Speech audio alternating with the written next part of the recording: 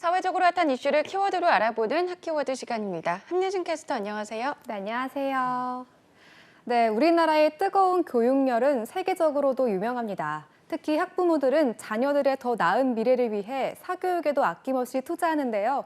등교 수업이 어려워져 제대로 학업을 이어가기 힘들었던 코로나19 사태에서 사교육 시장에는 어떤 변화가 있었을까요? 핫키워드에서 짚어봅니다. 네, 이 코로나19 확산 초반만 해도 온라인 수업이 제대로 이루어지지 않아서 학력 격차를 걱정하는 목소리가 컸는데요.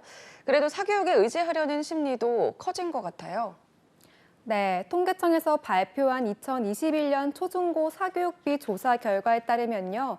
지난해 초중고 사교육비는 23조 4천억으로 역대 최대치를 기록했습니다. 재작년보다 21%, 무려 4조 1천억 원이 뛰었고 학생 수가 13만 명이나 더 많았던 코로나19 이전 19년과 비교해도 2조 4천억 원이 늘어난 겁니다. 네, 그만큼 사교육에 참여하는 이들이 늘어났다는 거군요. 네, 사교육에 참여하는 비율도 증가했는데요. 작년보다 8.4% 증가한 75.5%였습니다. 전체 학생 수는 줄어든 반면 사교육 참여율은 증가한 겁니다.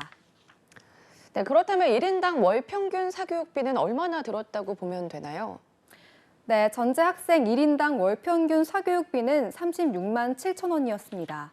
학년이 올라갈수록 비용이 높아진 반면 전년 대비 사교육비 증가율은 학년이 낮을수록 높았습니다.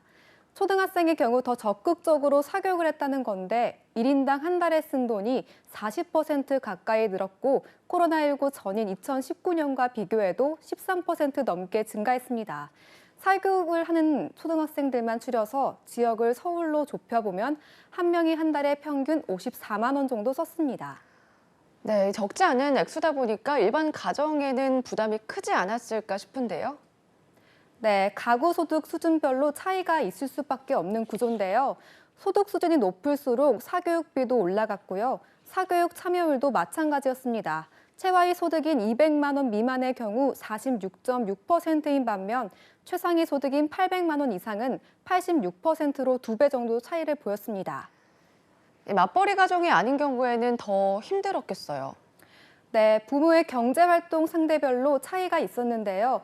사교육비는 부모가 맞벌이인 경우 외벌이보다 1인당 월 평균 4.2만 원 더 많이 지출했는데요.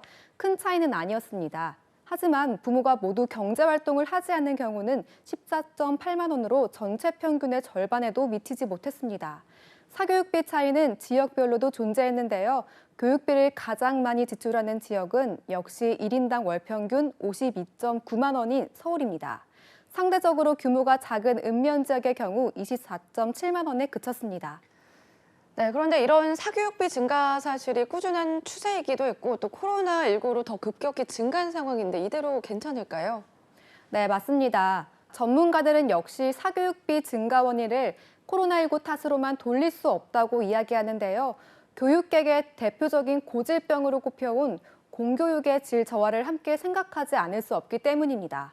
전문가들은 교육부가 중고교생을 대상으로 실시하는 국가 수준 학업 성취도 평가에서 보통 학력 이상의 비율이 2017년 이후 꾸준히 줄고 있음을 주목하는데요. 2020년 평가에서 기초 학력에 미치지 못하는 비율이 전 교과에서 늘고 있기 때문입니다. 네, 사교육에 대한 의존도가 높아질수록 가정의 경제 부담이 커지고 이 취약계층이 소외되는 등 다양한 문제가 발생하는데요.